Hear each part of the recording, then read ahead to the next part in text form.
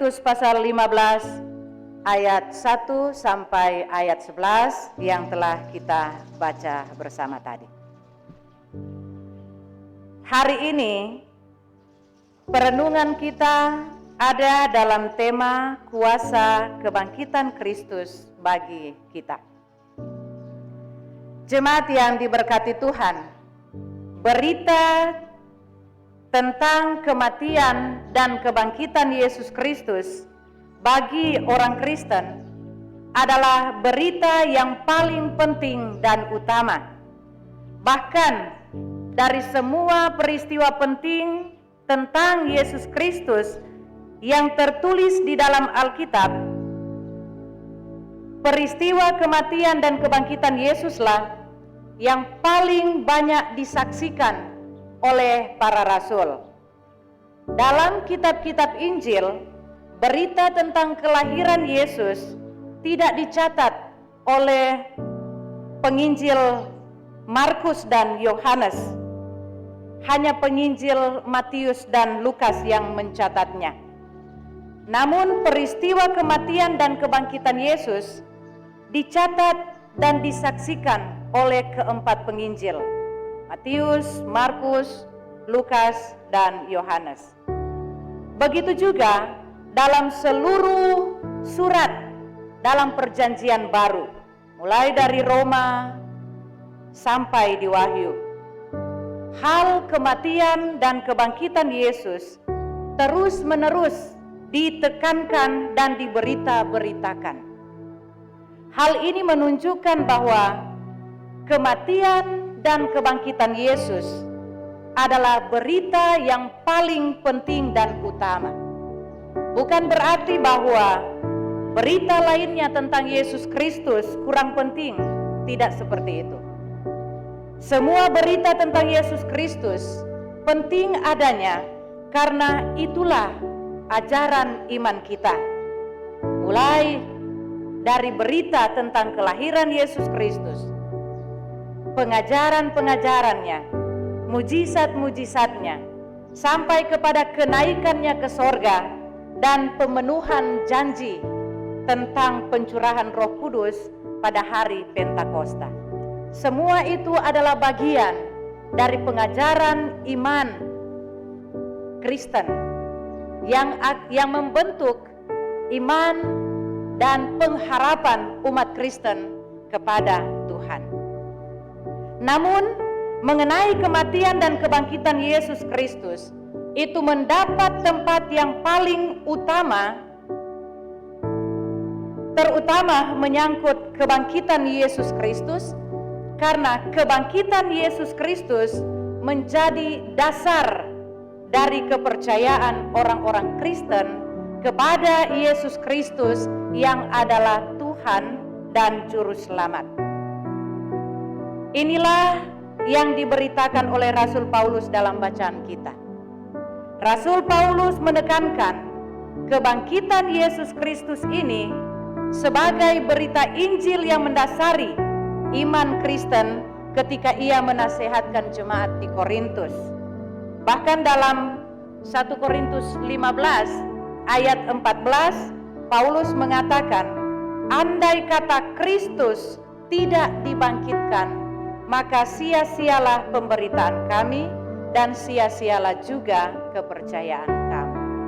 Dalam ungkapan Rasul Paulus di sini mengandung arti bahwa kalau Yesus tetap mati, maka para rasul sia-sia saja memberitakan tentang Yesus. Dan kalau Yesus tetap mati, maka sia-sialah juga iman kita kepada Yesus.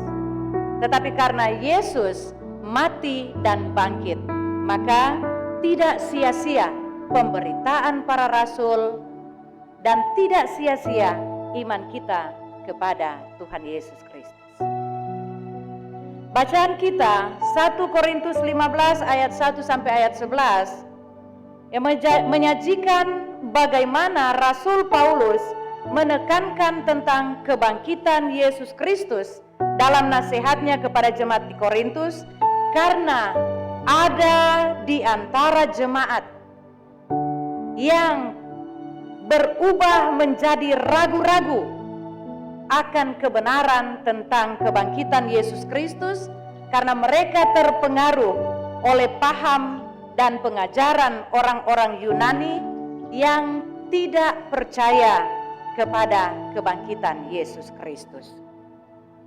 Rasul Paulus dalam suratnya ini hendak meyakinkan kembali jemaat Korintus akan kebangkitan Yesus Kristus dengan mengemukakan beberapa alasan. Katong lihat dalam bacaan kita, mula-mulanya Paulus di ayat 1 dan ayat 2 mengingatkan kembali jemaat Korintus akan Injil yang diberitakan oleh Rasul Paulus. Injil itu tidak lain adalah Yesus Kristus. Yesus Kristus sudah diberitakan oleh Rasul Paulus kepada jemaat di Korintus bahwa melalui Yesus Kristus jemaat Korintus telah menerima keselamatan dan mereka hidup di dalam keselamatan itu. Berdasarkan Injil atau Yesus Kristus inilah mereka telah berdiri dengan teguh sebagai jemaat Kristen. Namun yang menjadi catatan penting bagi mereka adalah bahwa mereka harus selalu mengingat dan memegang iman percaya mereka tentang Injil itu. Mereka tidak boleh kurang percaya supaya kepercayaan mereka tidak menjadi sia-sia. Selanjutnya di ayat 3 sampai ayat 4, Rasul Paulus menegaskan bahwa apa yang telah dia beritakan kepada jemaat adalah juga berdasarkan pengalamannya sendiri. Di ayat 3b, Rasul Paulus mengatakan, sebab yang sangat penting telah kusampaikan kepadamu, yaitu apa yang telah kuterima sendiri. Paulus menyaksikan ada pengalamannya secara pribadi dalam perjumpaannya dengan Yesus Kristus.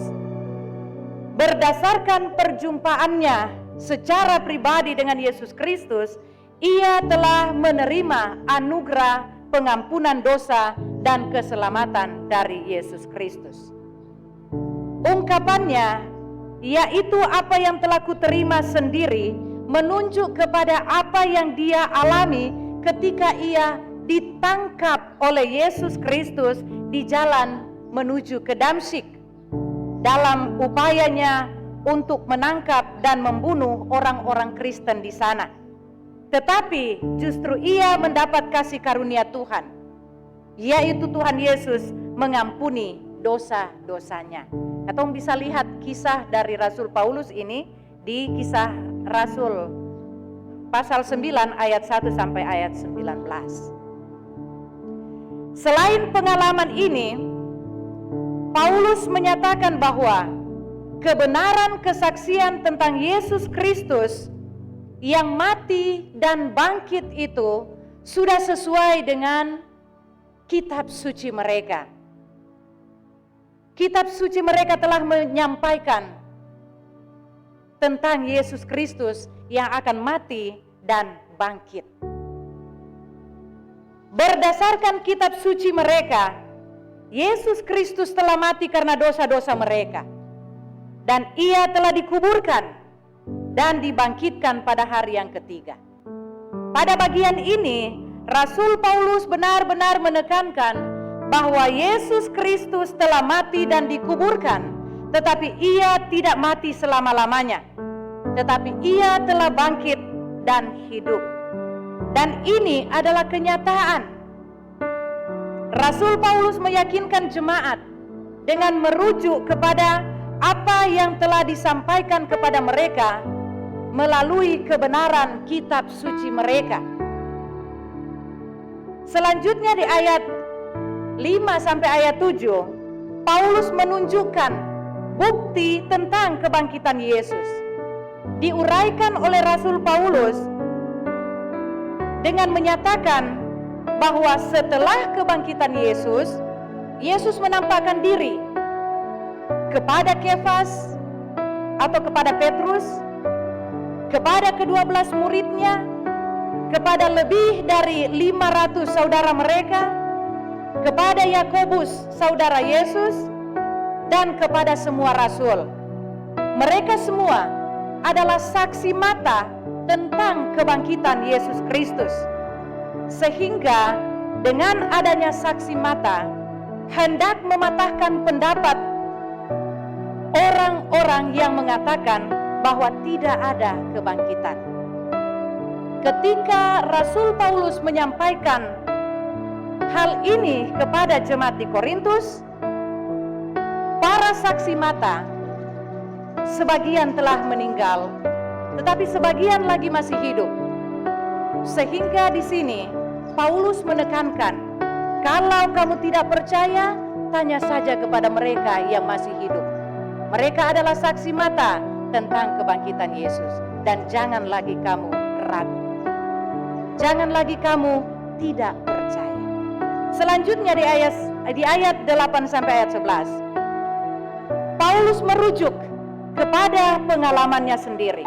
Ia mengatakan bahwa pada akhirnya Yesus menampakkan diri kepada Paulus sendiri. Dan penampakan diri Yesus telah menjadikan Paulus seperti yang dia bilang, sama seperti anak yang lahir sebelum waktunya. Ayat 8b. Ungkapan Paulus ini artinya setelah ia berjumpa dengan Yesus, ia mengalami bahwa ia dikaruniakan kehidupan baru. Dan kehidupan baru itu adalah suatu keadaan yang dikerjakan oleh Yesus Kristus melalui kasih karunia-Nya yang bangkit dan menampakkan diri kepada dia. Dan kehidupan baru yang dialami Paulus adalah bahwa dia diampuni dari segala dosa-dosanya. Itulah sebabnya ia mengaku bahwa ia adalah orang yang paling hina dan tidak pantas menjadi seorang rasul. Karena sebelumnya dia adalah seorang penganiaya jemaat Tuhan. Tetapi sekarang ia telah dibaharui oleh Tuhan dan telah diangkat oleh Tuhan menjadi rasul yang melayani Tuhan. Bahkan perjumpaannya dengan Yesus yang bangkit itu telah memberikan dia kuasa untuk lebih keras lagi melayani dan bekerja sebagai rasul Tuhan. Jemaat yang diberkati Tuhan, bacaan dan perenungan kita ini sekali lagi menegaskan kepada kita tentang kematian dan kebangkitan Yesus Kristus dalam rancangan kasih karunia Allah. Kebangkitan Yesus Kristus yang menjadi dasar iman Kristen pertama-tama menyatakan bahwa pengampunan dan penebusan dosa-dosa kita telah dilakukan oleh Yesus Kristus, sehingga kita memperoleh keselamatan dan pendamaian dengan Allah Bapa. Dan dalam kasih karunia-Nya itu pula, setiap orang percaya diberinya kuasa untuk menjadi saksi yang menyaksikan tentang Yesus. Jemaat yang diberkati Tuhan, minggu-minggu setelah Paskah ini, kita sedang memaknai kasih karunia Allah itu bagi keberimanan kita.